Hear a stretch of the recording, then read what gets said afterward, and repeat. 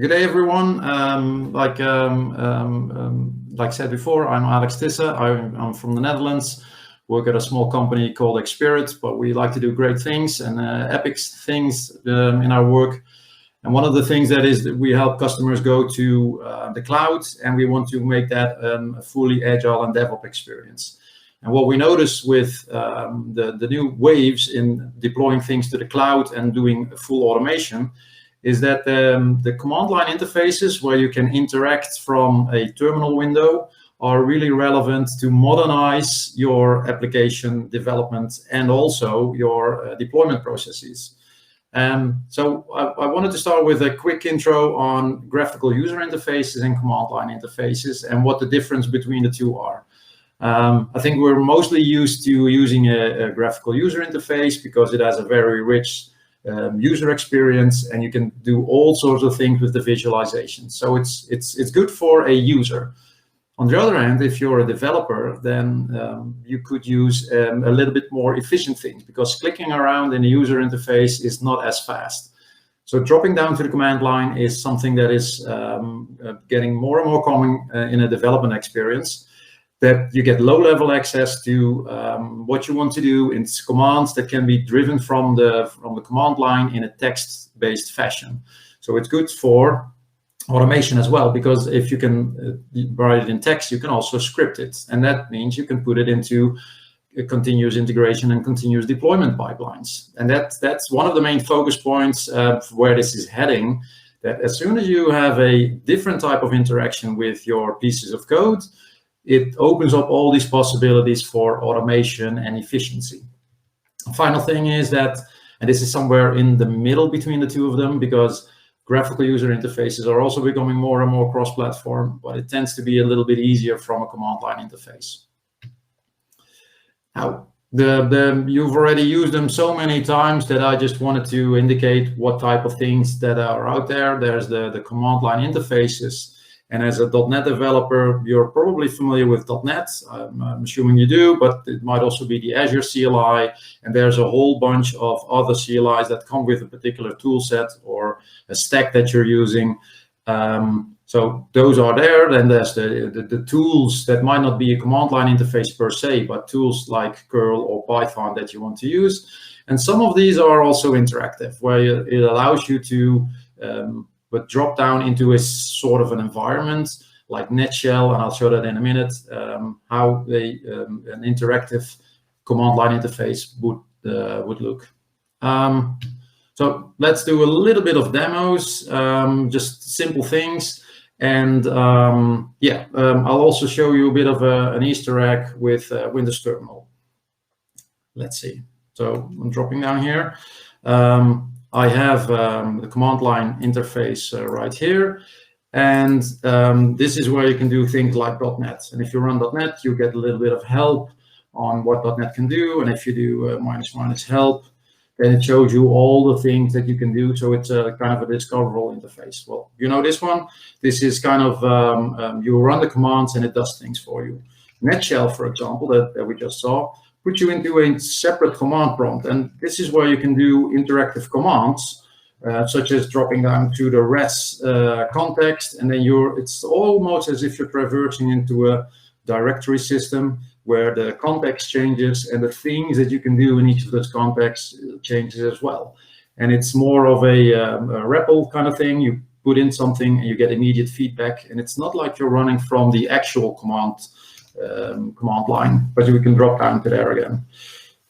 Now, one of the things that I wanted to show you in this example is one of my pet projects. It's about this thing here. It's an Atari Lynx, and I wrote an emulator once.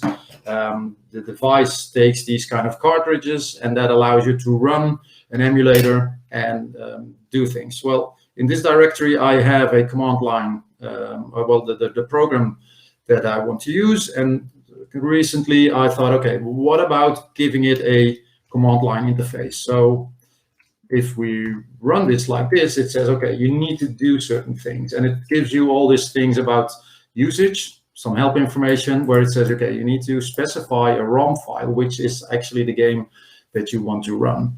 Now, there's options that you can use that are described here. It talks about, do you want to run it full screen? Do you want to use a certain magnification? So if we want to do that again, then we could say, okay, I want to have a magnification. I can use the short form or the long form. So -m is pretty short, do a magnification of 12, and I want to use the ROM file for a particular game, and then I can run it. And I am able to run this emulator like so, and then you have a particular game running. Now, this is a different example that I want to use because it has a certain small set of inputs. It's about things that are not business related, but you can imagine what this would look like if you had your own command line interface. But we'll use these things that you see here as the basis for all the demos that will happen further on. Okay, the one thing that I mentioned with the Easter egg is that if you use your window key with the back tick, then you immediately drop down in this God mode window. If you're a gamer, then you know about the God mode and Quake mode, where you can drop down into this command line, and then you can do your things from here as well. And you have immediate access to that and can drop it away as well. So that's kind of the new thing within Windows Terminal that I'll be using as my go-to environment for running both PowerShell terminals and also the Linux-based terminals. Okay, what we just saw is that we can run a particular instruction, a command, for our command line interface. And we'll analyze what that looks like. And in particular, it has the application that you'll be running. This is ale.exe, the AutoRLinks emulator. And then you have a certain set of arguments that are specific and in order. So the order matches there. They don't have names, which is what the options do have. The options like magnification and then the -f that you see here for full screen. Those are different types of options. This one has a value with an integer value. Full screen is either true or false, and controller can be keyboard or a joystick. So it's 3 options, and they're options because they don't have to be there, and it has certain defaults. They have a short form, a long form. You can use dashes, you can use slashes, backslashes, so that there are different styles that you can use. And there's also a thing known as the arity, which is how often that a certain option or argument can be used. It might be 0 or 1, or it might be 1 or more, for example. This is important to remember because if you start building command line interfaces, it always boils down to this. You have a certain command, it has arguments, and it might have additional options. And when you want to run a command line, it takes a certain life cycle. It usually starts with the input, and it can come from a command line or it can come from a response file. And the response file is just a text-based file that you can give it to the command that you're running instead of providing all the arguments in a single line. There's sometimes tab completion, which we'll discuss later on, to help you discover what is actually possible. But these are all forms of input to build the command that you want to run. As a developer and you're building the command line interface, you need to define which commands are there, and you need to think about the arguments and the options that you want to have. And this takes a bit of design. You develop your command line interface and you mimic your commands, arguments, and options to the design that you've done. And there's usually a bit of configuration there. And then it moves on, taking your input, projecting it onto the commands, do a bit of tokenization, which is recognizing the things that are there. It converts values like the magnification value 3. It's actually a text thing, so a text string with the number 3, but it needs to be converted to an integer. And then eventually it can build an entire context that provides, we want to run this command, these are the arguments and the options and the configuration. And then the part where it all happens is the execution. You run your context through a middleware pipeline. Now, this might be available depending on the library that you're using. It might be there or not, but in a rich command line interface library, you would expect something of the various stages of execution where you can intercept and add additional things. But you end up running your handler logic. And this kind of resembles the ASP.NET Core pipeline, where you also have HTTP request pipelines going all the way up to the handler method. And it's sort of the similar model. Well, finally, if you're running your logic, it might be there might be an error there, so you need to provide that output. But that happens at termination time if things are not okay. If things are well, you want to update on the progress if it's a long-running task, and you might want to prompt the user for additional input if that's the case. You're rendering output while you're providing the progress, and the output might be a single moment, or it might be some nice progress bar. And then finally, it terminates. It does exception handling, reports out all the errors, maybe give a little bit of help, and give you an exit code, because the exit code can be used in a script to see if execution went properly or that it terminated in a neat way, but with error conditions. If you look at your .NET application, you have a host process in almost every case, and your application code inside. It has some form of API. I'm not talking about a web API, but I'm thinking of your interfaces, your classes, your things that you have in order to execute your application code. Now, if you extend this with a command line interface, you're adding a different way to interact with the application code via a terminal with the text-based inputs. So as a developer, a user, or maybe running from a script or inside of a terminal, you will execute a command, and that will call internally the API of your application code and make things happen. If you look inside, then you'll see that you need to do a little bit of work. Like we said before, you need to create a command that will handle everything, and that should be a command handler that executes everything. And those things will be available and need to be made for you to have your command line interface. Well, you can build everything from scratch, but you can also stand on the shoulder of giants and people before you that have done that. So the recommended packages, if you want to build a command line interface, there's a couple. The oldest one is Command Line Parser at the bottom. Command Line Parser is been around for a long time, and it's a really nice one, but it's not under active development. And there are other ones that are more modern. So you can choose Spectre Console CLI, which also has a nice library for interacting with the console in a more graphical way. And we'll get to that in a bit. There's a CLI framework, which is also really nice. And the one that we'll be using today is System.CommandLine, which is a Microsoft-based package, still in active development, but it's a really nice and rich in all the things that you can do with it. So if we zoom into that command line from System.CommandLine, then it has an object model that you can use to build everything. Now, think back about the life cycle that we discussed. So we're going to prepare our commands, and we need to create a command that, for example, does what we want to do.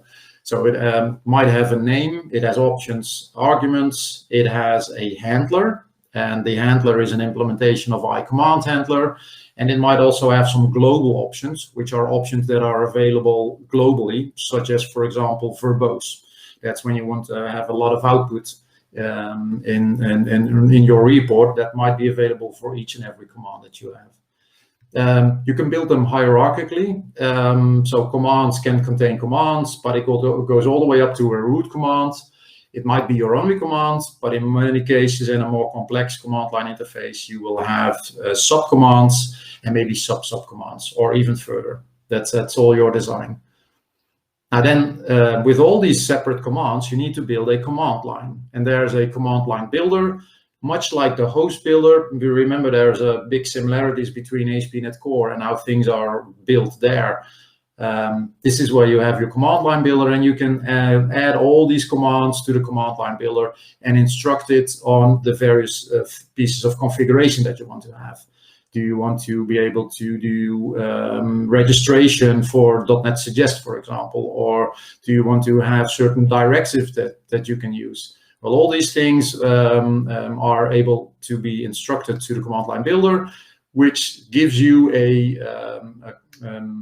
a parser that can run your pipeline, does all the things it needs to do with binding the values that you add to the options and the arguments, and finally getting all the results together and invoking, based on your arguments, the command line handler and its logic. So this is where the loop closes again.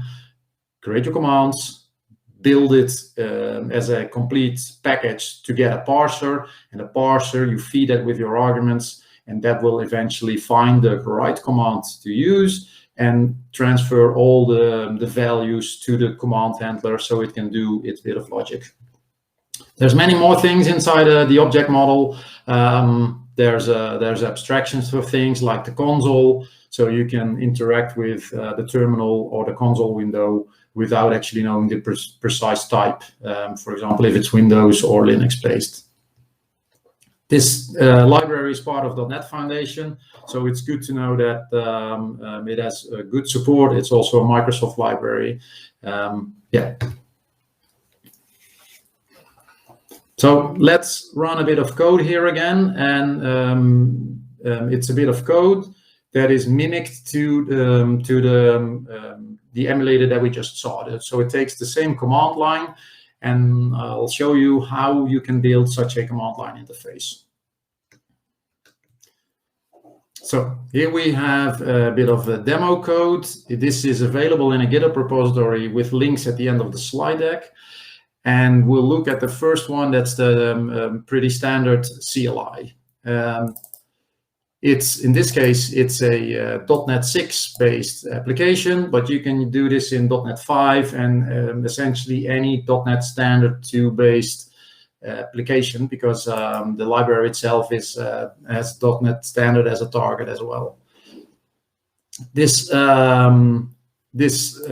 program is a command line console window, so it's a standard executable, and it uses a small library for the emulator. Now, this is not the full emulator. This is just an empty shell with the more important parts are the emulator client options, which are the things that we wanted to run. So that's the game ROM that we need to have. We always need to have the game you want to play, and there's the magnification, the full screen, and the controller type.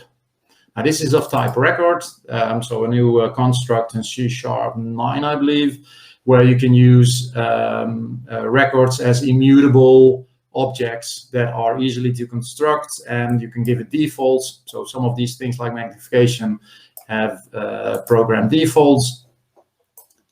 But this is essentially what we want to use to run the emulator client.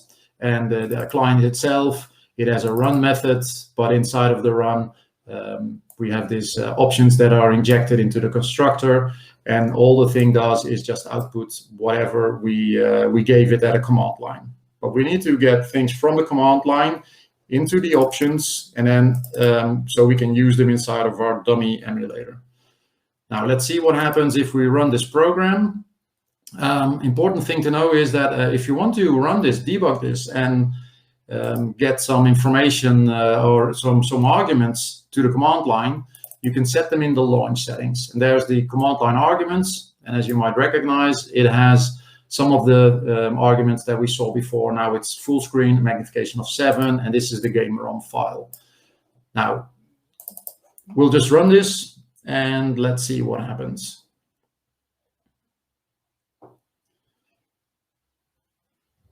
So it's compiling now.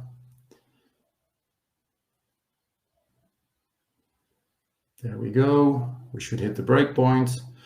And let me get some things out of the way. All right. So here we see that we are constructing the root command. In this case, we don't have subcommands in our application, in our command line interface. So it's just a root command that has a nice descriptive name that will be shown in the help as well. Then we have an argument because we always needed the game ROM, and it also has a description there. So it becomes that will be used in the help again. And you might also notice that we're telling it that it's an argument of type file info. Now this is something nifty because we saw that it's a string-based name of a file. So we need to get that into a file info object, We have the Boolean for the full screen. And as you can see, there are some aliases here, full screen with the long form, the short form, and it gives a default here where it says full screen is false, and again, a description for help purposes. You can split that out into multiple lines for readability, but it's essentially give it all the aliases, so you can indicate this option. Options have a name, and then specify any defaults. You can go much more complicated. You can say, okay, I have an option for integer for the magnification. You can add aliases in a more fluent form. You can set default values in this way. You can even indicate that the options are not required or are required, which is kind of funky, but you might want to have options that are not optional. And you can say that you have particular validators where you will look at whatever is inside the value and do your own validation. For example, it should be between 1 and 20. And you add the option as well. And then finally, you say, okay, I have a handler on this root command, and I'm doing this handler create. And essentially what it does, and we'll discuss this in a bit, it fills all the options. And you can see that these full screen magnification and controller are taken from this lambda expression. And this is where a lot of magic happens with the System.CommandLine library. We call emulate, and emulate is this function that will construct these options here and then do emulator with the injection of the options and run. So if we run this any further, we just go through that, and we see that we get some output here of the emulator with the 7, the full screen true, and then the game run and the controller type, even though we didn't specify that this is the default. So that's how easy it is to be used. So that's demo 1. Now, to summarize, and what we saw happen is that this handler that we need to add to a command, there's a factory method, command-handler.create. And in the generics that you pass to this create method, you specify the type of things that you want to have. So in this case, there's 3 types there. There's also 3 variable names in the lambda expression, and we will see in a bit how these are relevant for the mapping onto your command line interface arguments. If you use this factory method, you will get a particular type of handler implementation. This gives you an implementation of iCommand handler invoke async, but one that does model binding. And model binding is something important to make it really easy to go from a string to a file info to an integer or a Boolean or whatever types that you might have. If you want to go fancy, then in this library in particular has a middleware pipeline. So it starts with an invocation context, which is all the relevant information of how you want to execute a certain command with the options arguments and much more. And then it feeds it through these various stages where out of the box, there's a couple of things that are available, such as, do you have a particular exception handler? It will be executed at this stage. If you have directives, those will come here and here as well. And it moves on, and you can see that all these things that are available out of the box are run at a particular point in time. You can add your own middleware logic and pick a particular stage where you want to run it. And with this enumeration of where you want to run it, you can say, okay, I want to run in the stage for exception handler, and your code will be executed right after each of these 8, if relevant, are already done. And if you want to do it after configuration, you will run it here. And the default part is there's no default things there, but this is, if you don't specify anything, this will be your stage, and this is where your middleware logic will be executed. So you can go very specific and inject this, much like we said the ASP.NET Core request pipeline will work. So registering that middleware, you can do use middleware, and then it's a matter of executing your logic and calling the next piece of middleware in line. And this is the stage that you will specify, middleware order, and you can do any of the 4 stages that we saw in the slide before. This is for specific scenarios. It might be useful, for example, if you want to do a different type of execution if a particular command is given. For example, a typical one would be if you don't specify certain things, you default to the help command and you want to execute help. That's because if somebody doesn't know your command line, it just runs the executable. Then you can say, okay, the middleware intercepts that. We don't do everything because it will give lots of errors. We already know that things are going wrong. So the middleware will check, did you specify enough? No, then we will show you the help. There's some defaults that you, because the out-of-the-box, the stages in the pipeline will be there. If you run this command, use defaults, then you will get everything that we saw here at the bottom part of the slide. But you can be more specific with these use commands where you say use exception handler or use parse directive. That's where you can tune and tweak this for production scenarios. Now, going back to the model binding, because the model binding command handler does a lot of work for you. Going back to the command line that we had, we know that there's in order named arguments and there's some named options. Arguments don't really have a name that you can read here, but they have a name when you register the argument. Now, if you have a handler function, such as run, and you give it a list of arguments, the arguments with their file types become very relevant. So the names and the types. If, for example, if you have this -- full - screen, the model binding knows that if it finds an argument that is in some kebab casing form similar to the thing that is provided on the command line, it knows that it can do this. So dashes, everything after dash becomes a capital. The dashes in the prefix, they disappear. So this can be matched to that. And it's a really rich model for mapping the names of arguments and options to the actual arguments of your function. Same goes for the magnification, even if it's in short form. The full form is -- magnification in full. That will be matched to this one. So -m will also match to this one. And the 3 will be bound to this integer. So your application has a magnification value that is an integer, not this string that is at the command line. It works with controller type, which is an enumeration. It can do a lot of mapping for all the primitives, enumerable types with arrays and lists, depending on the arity of your arguments. And it also can do every argument that has a string-based constructor. So in the case of file info or URI, it can map whatever is here to a file info object or a URI if this were an HTTP address, for example. It can even do complex types. So remember that we had the emulated client options, or you might have your own CLI options. You can capture that all together and it will look at all the individual properties that are inside of your class. And it does the same thing that we saw before. So you don't have to pass all of the individual arguments. You can just pass it an instance of the combined class with all the various arguments inside.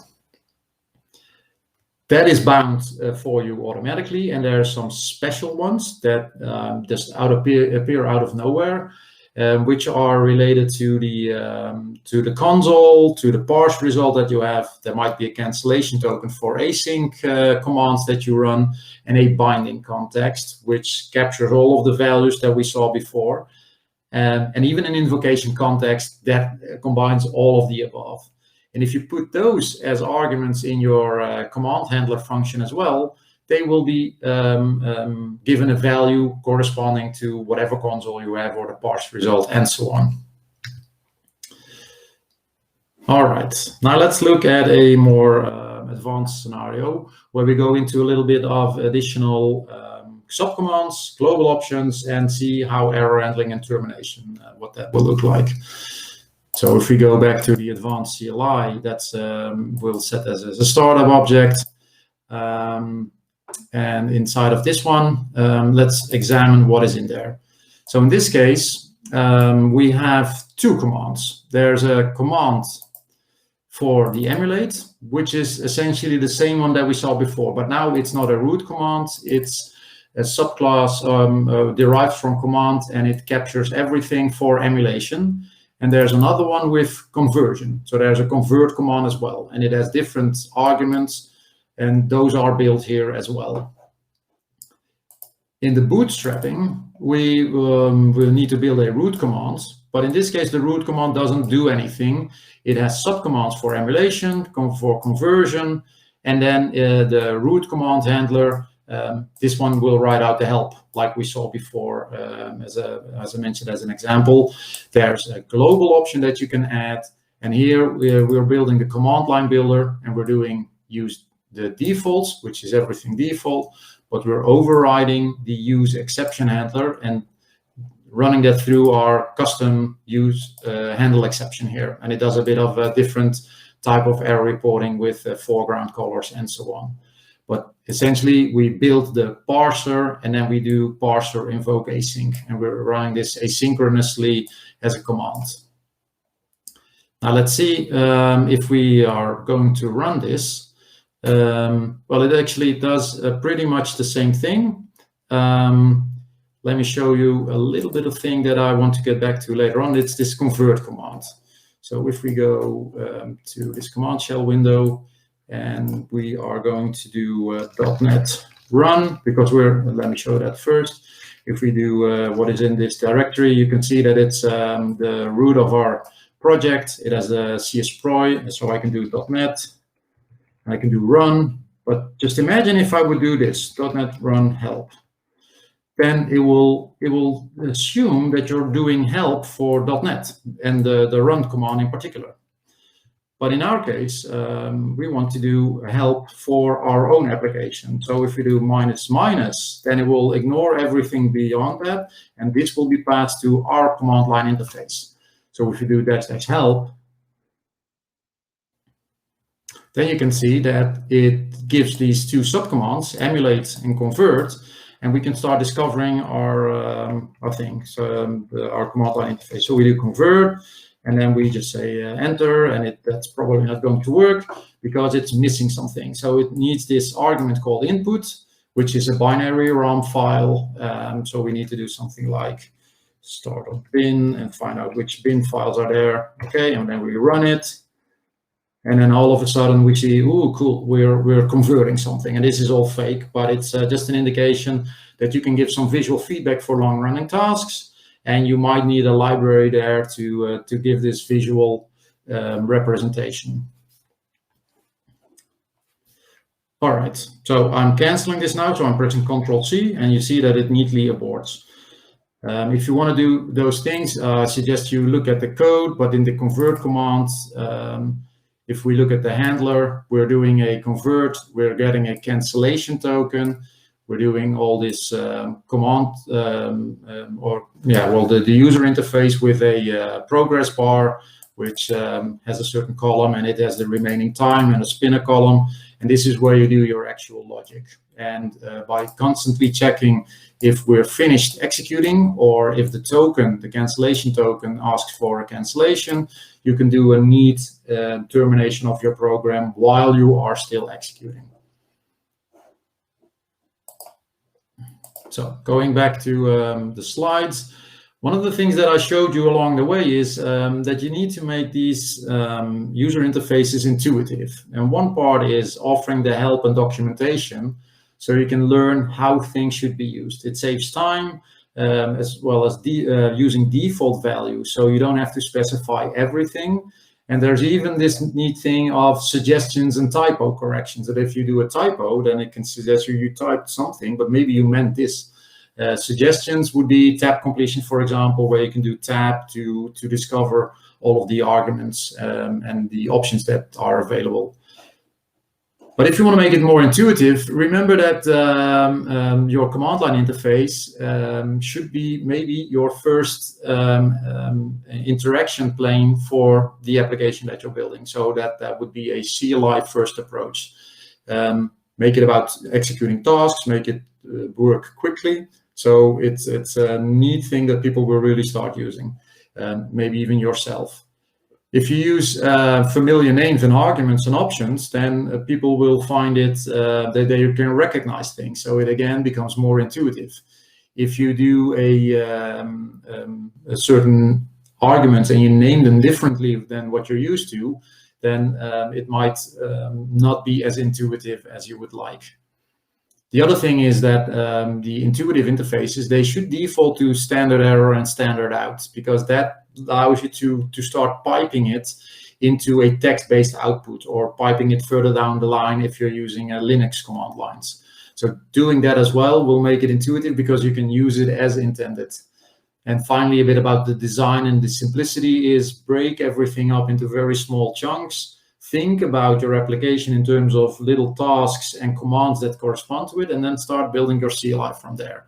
So it becomes very easy. Like with the example that we had, we can do AL and then emulate, or AL convert, and then it's all about a particular task that you want to do.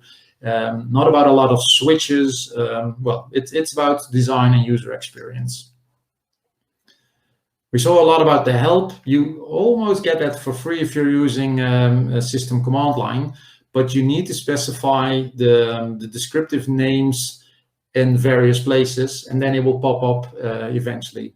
If you do the required and the arity, that will also be indicated in these brackets and other ways to indicate what your configuration for the arguments and options are.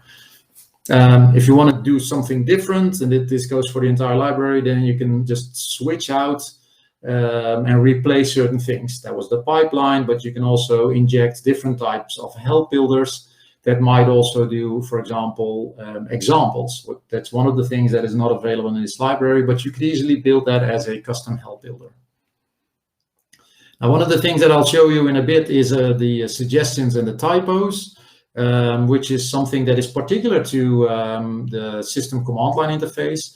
It uses .NET Suggest, which is a global tool that you need to install as well. But once you've done that, then the default pipeline will register your command line interface with .NET Suggest, which allows a terminal session. So not a console window from a DOS prompt, but a PowerShell, Bash, or Zero Shell. Those three will be supported and run your application with its command line interface through .NET Suggest. So you get the nice suggestions on what you might want to type there, or to complete a half-named option and then just finish it, because it's almost like programming C# in Visual Studio. So you need to install it as a global tool. And the suggestion sources are the underlying thing that are automatically populated. For example, if you have an enumeration, you can cycle through all the enum values. But if you have specific requirements, or you want to get suggestions from an outside source, then you could do that with an iSuggestion source and register that yourself. Once you get started with this, it might not work initially. So there's a couple of things for adding environment variables that allow you to track what is happening there and which script versions you're using underneath, because in each of those terminal sessions, there's a script registered. Now, some debugging tips.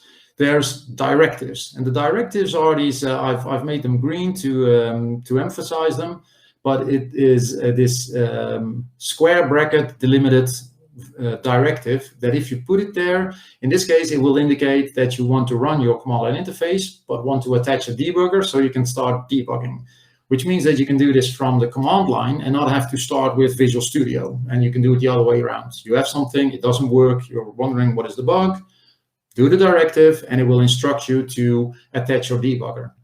There might be an error, so I've included that for the sake of completeness, but you need to, it's a security measure, you need to specify that your command line interface can be debugged. So you need to specify that in your environment variables, but you can also do that from the launch settings JSON file that we saw earlier.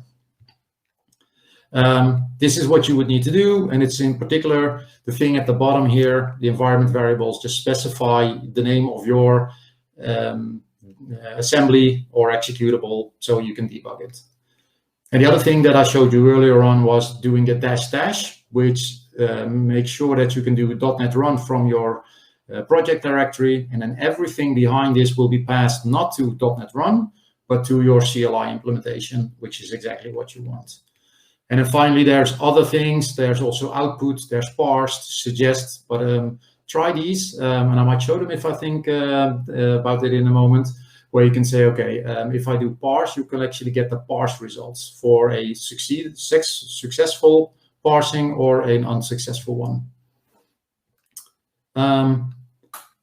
There's other ways. I'll be brief about DragonFruit because I want to show you some other things. But DragonFruit is a way to do it even more simple CLI. If you just want a single command with a couple of arguments that are easy to use, you can create a static main entry point for your application. But instead of having a string array of arguments, you will specify the arguments as we saw before. So you will add names, you will add defaults, you will add XML documentation for the help functionality.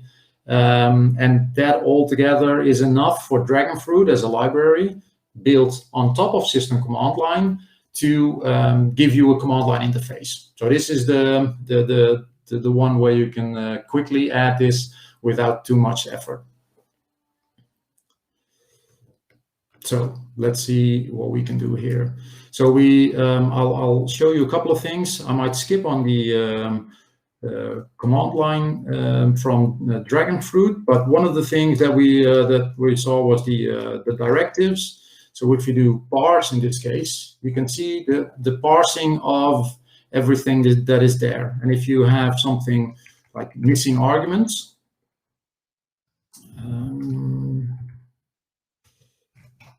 let's see if this gives some results. You can see that it's saying, okay, this thing was optional, but it was missing, but it's not complete. The exclamation is an error remark because the convert is incomplete. It needed to have this file name, which was not present. And then you can start drilling down into it.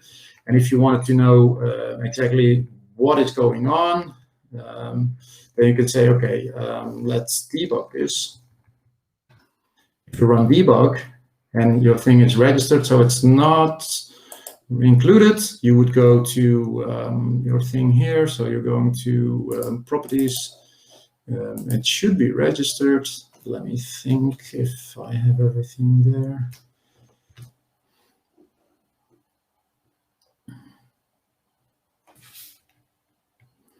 I think I know what's going on. I'll show this in a different way. So I'll do that in a moment. It should have a Atari link, so you can add that as well. Say, like so. Let's see if that is available as well. Or we might need to set this. Okay, I'll skip this bit for the sake of time.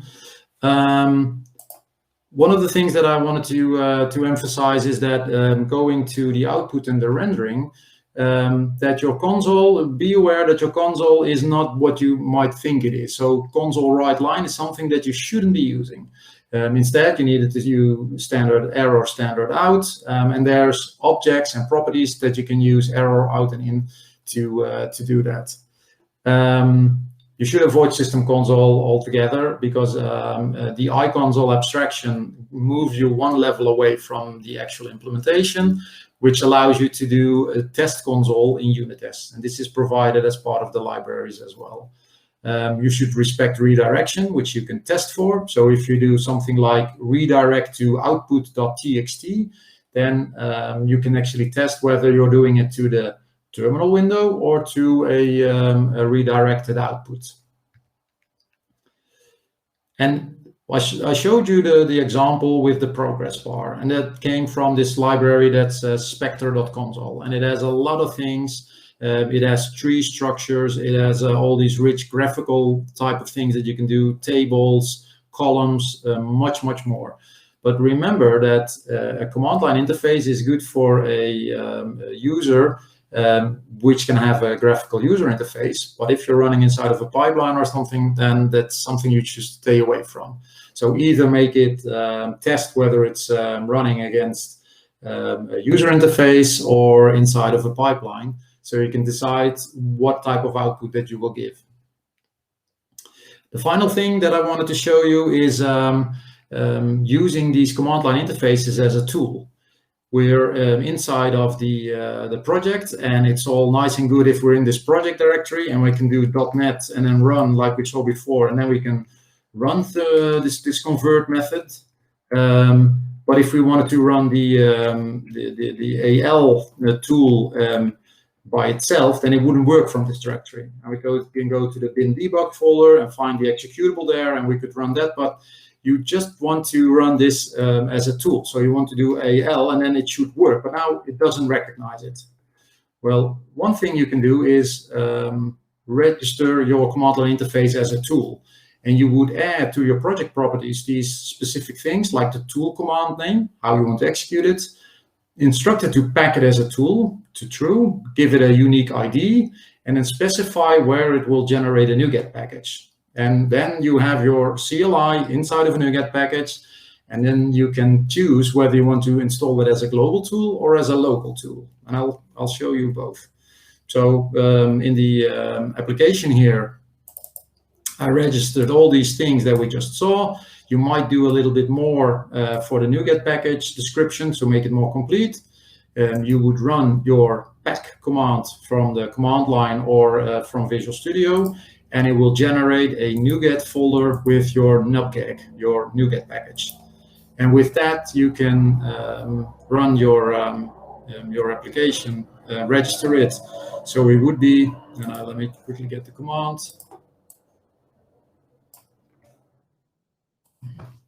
You would do .NET tool install, and in this case, it's a global tool.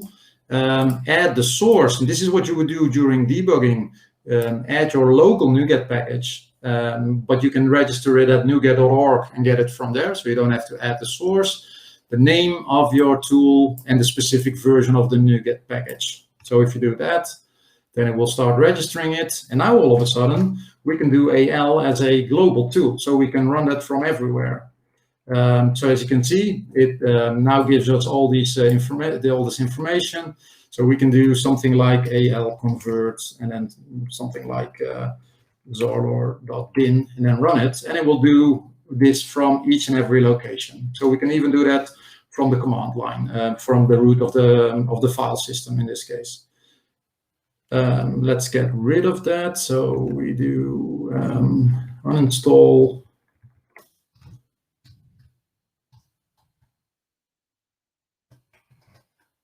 Like so. Let me see, we need to get rid of the version and then uninstall it. And now we can't use it anymore. So now it's unknown again. The other way that you can do this is as a local tool. So if we run the register command, the install again, but skip the global, we're installing it as a local tool. But this will give an error because it says, okay, I need a manifest file for that. So we would do .NET new tool manifest. That will create a folder that's called .config, and inside it has a tool config JSON file. And if we run the install again, then it registered as a local tool. So we can now do .NET run AL. So we'll execute our tool again with now providing help, or we can do .NET AL, and it almost seems like it's a .NET tool, but this is good for automation purposes. And you can do this in your pipeline, register as a local tool, which allows lower writes in a security fashion. And then you can use your CLI from automation perspectives. It's up to you to choose whichever framework you want to use. I've included this with some of the options. Oh, one of the things that we skipped on is if you have the global tool, or maybe this one, .NET AL, and then do tab. So let's do the uninstall. So it's the global tool again. This is the global one.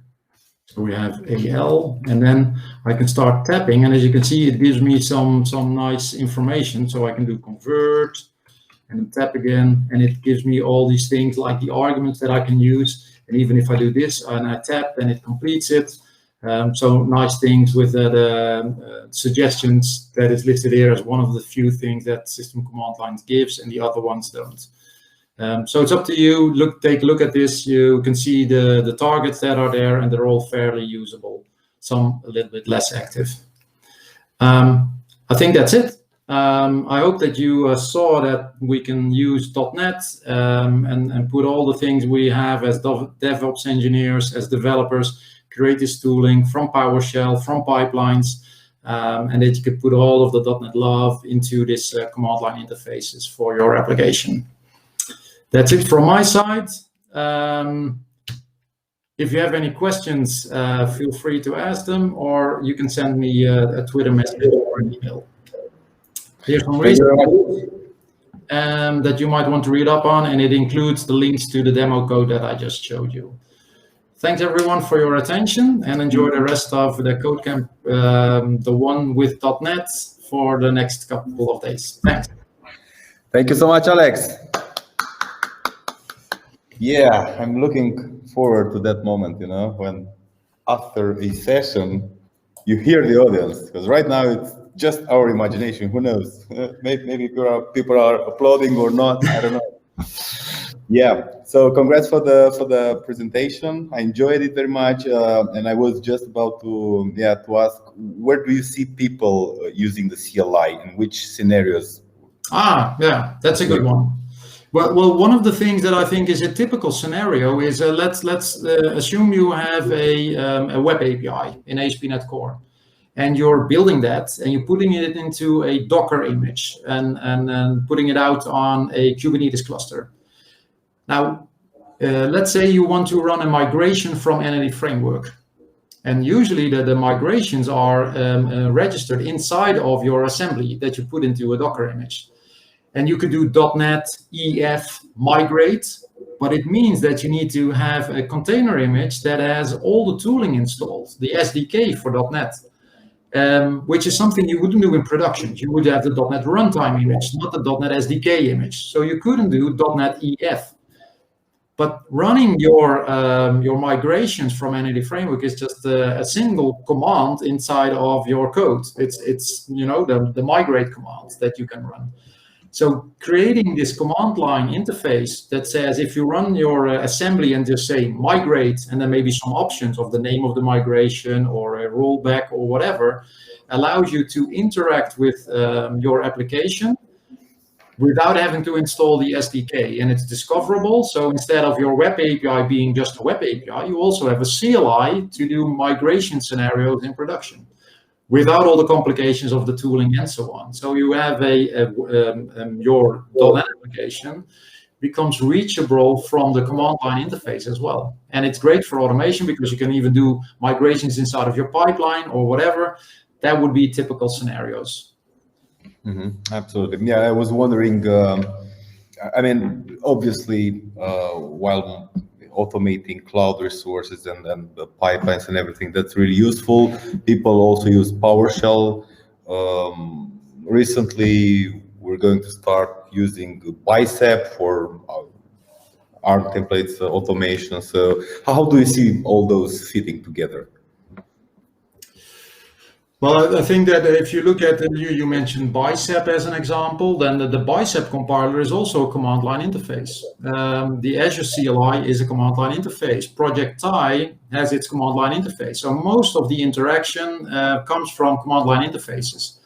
And depending on the type of solution that you're building, it might be very convenient to also be able to build a command line interface to automate things, to be more productive.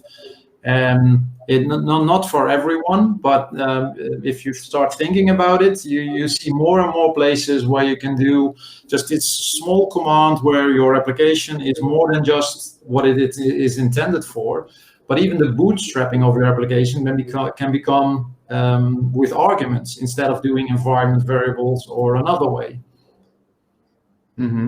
Yeah, I see. It's cool. Absolutely. Danny, what do we do next? Well, I think we need to thank Alex again. Thank you, Alex, for the presentation. For joining Codecamp. Thanks for having me. It was a pleasure, and I hope everyone enjoyed it. likewise, and I'm sure they did. And yeah, we hope to have you back.